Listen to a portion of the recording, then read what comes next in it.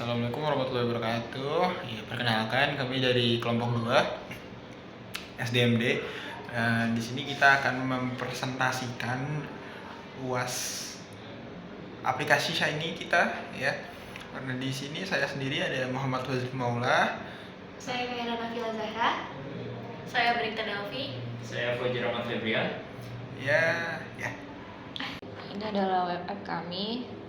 Jika dibuka di Shiny Apps, yuk. Nah, jika pengguna mengeklik link atau tautan web app kami, maka pengguna akan disambut oleh homepage atau halaman depan yang akan menyambut pengguna.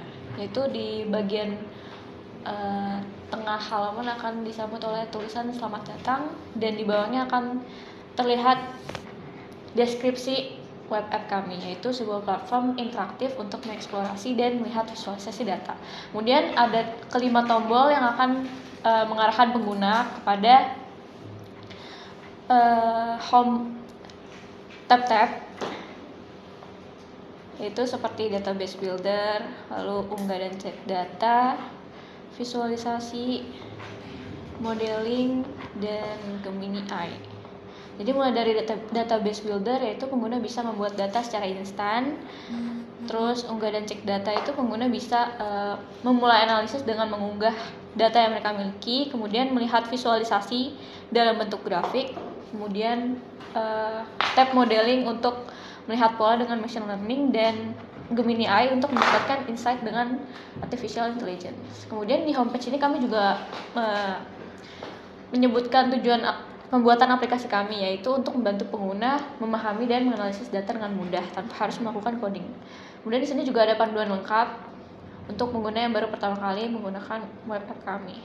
Itu fungsi dari database builder, unggah dan cek data, visualisasi, modeling, Gemini AI. Kemudian fungsi umumnya ada seperti tampilan webnya bisa diubah ke mode terang atau gelap seperti ini. Terus juga ada riwayat aktivitas di sebelah kanan, di mana pengguna bisa melihat apa saja yang sudah mereka lakukan. Terus juga ada filter data, nanti akan terlihat di sini di unggah dan cek data. Juga atur jumlah bits juga ada di sini. Kemudian pengguna juga bisa menggeser atau menggulir profilnya di sini. Di sini juga ada footer, yaitu semoga kami mendapatkan tolong ya Pak Hazan. Iya, terus ini juga ada profil kami, yaitu Kaira, Fadli, Fauzi, dan saya sendiri, Nafi.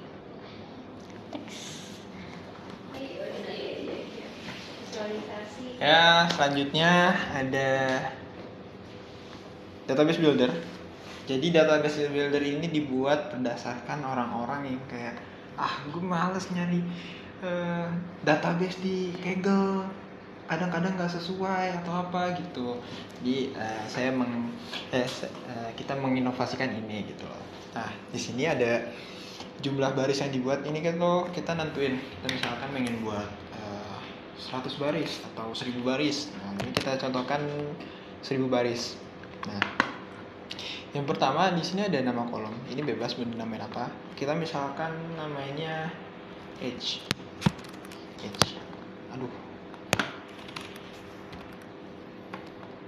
Edge. Habis itu tipenya numerik. Integer. Nah, untuk nilainya misalkan 5 dan nilai maksimumnya 90.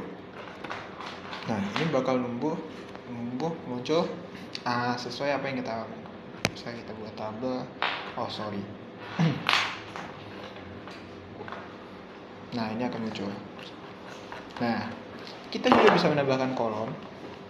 Ada kategori. Nah, ini tuh kayak kita contohin gender ya. Gender. Misalkan male, yang di kolom dipisahin sama koma, of course, sama male.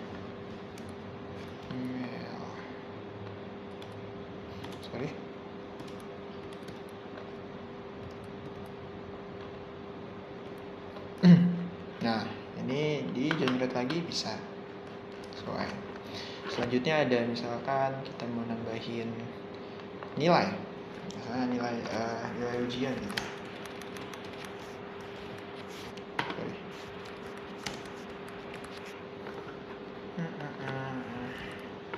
Ditaruh di numerik. Misalkan nilainya 10 atau 100. Ini bisa juga buat. Nah, gitu. Kurang lebih seperti ini untuk fitur database buildernya gitu. Baik, selanjutnya ada tab unggah dan cek data di mana kita bisa mengunggah file yang ingin kita analisis atau eksplorasi. Di sini saya akan memasukkan contoh file tes anomali, dan untuk filenya sendiri kita bisa mengunggahnya dalam bentuk CSV maupun SVG. Nah, di sini fitur-fiturnya yang pertama, jika data memiliki missing value itu akan muncul di sini. Nah, untuk data yang ini itu diketahui bahwa dia tidak memiliki missing value. Contohnya nih, misal di sini kita juga bisa pilih sheets yang ada di file SLS-nya. Nah, di sini kelihatan kalau misalnya ada missing value di kolom electrocardiopic dan kolom exam.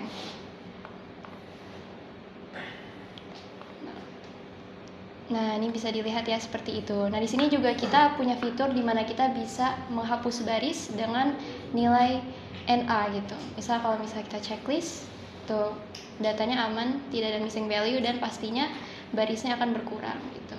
Tapi kalau kita nggak mau menghapus baris dengan nilai hilang atau NA, kita bisa melakukan metode imputasi. Di sini kita baru memasukkan fitur metode imputasi dengan min media modus untuk data numerik dan untuk kategorik modus. Nah, kita bisa melakukan ini juga. Nah, kita juga ada fitur di mana kita bisa mengecek bagaimana struktur tipe datanya, dan catatan untuk kolom karakter akan otomatis diubah ke faktor. Lalu kita juga bisa melihat statistik deskriptifnya. Tuh. Lalu selanjutnya kita akan ke tab visualisasi. Nah, visualisasi ini berdasarkan dari file yang kita unggah di tab unggah dan cek data, di mana kita punya fitur untuk melakukan visualisasi count plot, histogram, box plot, dan scatter plot. Untuk count plot sendiri, variabelnya ini untuk variabel numerik maupun kategorik. Oh maaf, salah. Untuk pilih variabel X sendiri itu bisa untuk variabel kategorik. Misal kita ingin variabel gender, terus kita juga bisa melihat hubungan antara dua variabel. Misal kita mau lihat gender sama heart disease.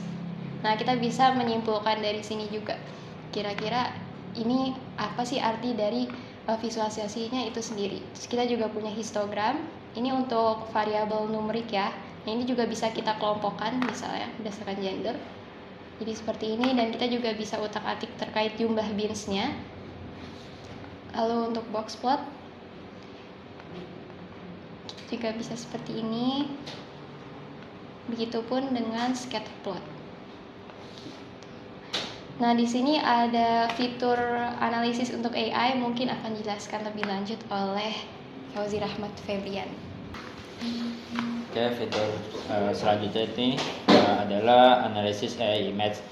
Kenapa di sini kami lebih memilih atau menggunakan analisis AI image, di mana terkadang dari pengalaman saya sendiri pada mengerjakan bibliosa ini itu kan ada muncul visualisasi, cuma kita nggak tahu visualisasinya itu bagaimana ataupun interpretasinya bagaimana dan analisisnya bagaimana. Nah, di sini bisa kita gunakan analisis AI image-nya. Yang pertama tapi di sini harus unduh plot dulu.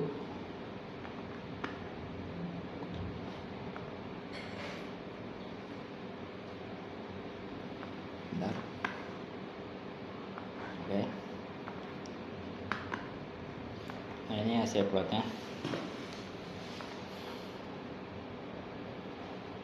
Tunggu sebentar, agak lama soalnya. Nah, ini hasilnya dari analisis AI image-nya. Ini dapat kita lihat lebih jelas kayak penjelasan dari visualisasinya itu macam seperti gimana, terus konsentrasinya ataupun ada berapa outlier-nya.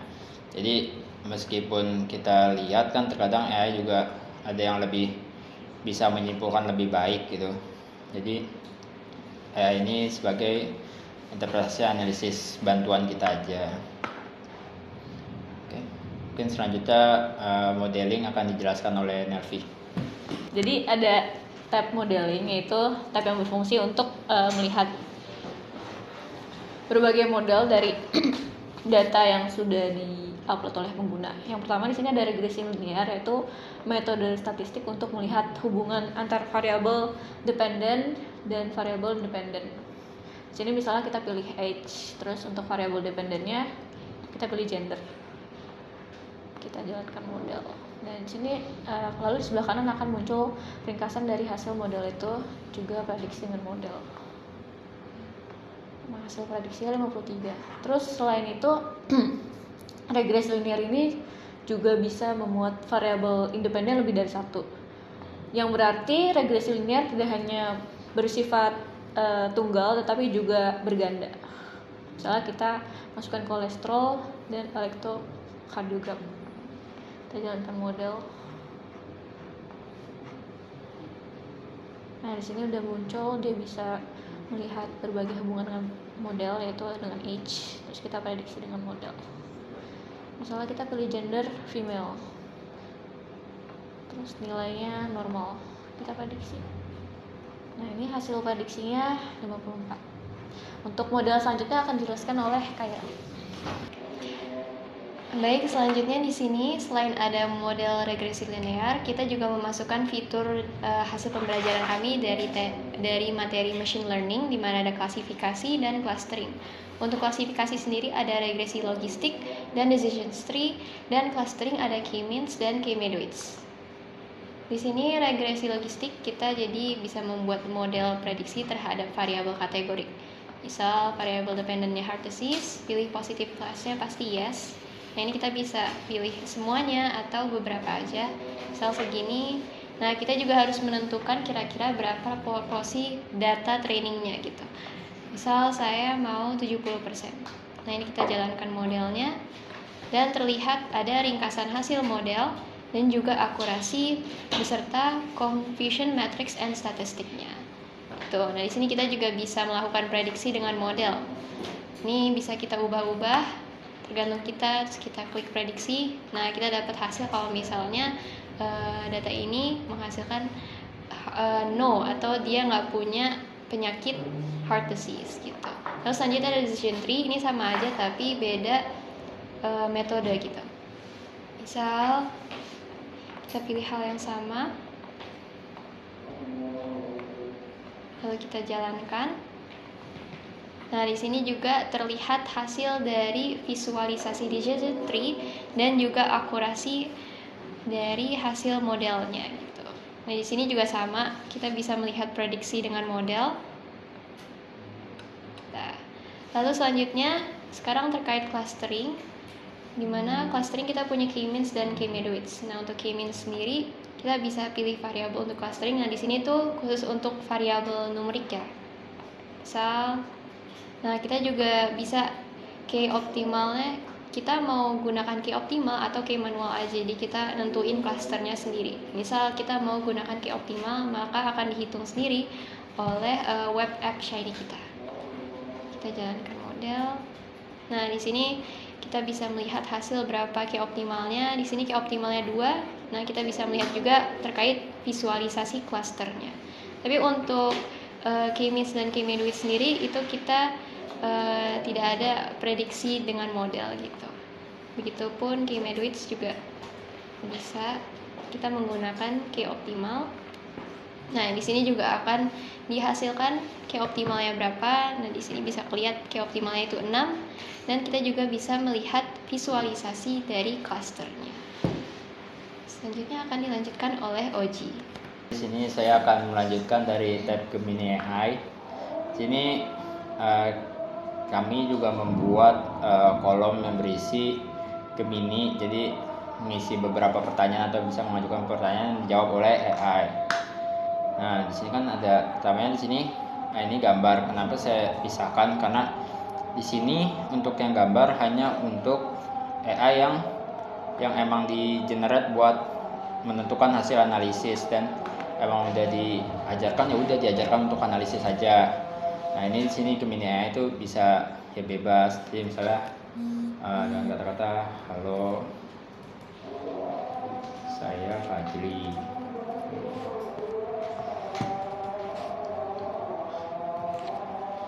sini tinggal kirim aja. Nah di sini AI bantu menjawab. Mungkin kalau dalam visualisasi bisa kayak mempertanyakan apa visualisasi yang bagus. Bentar, tunggu sebentar.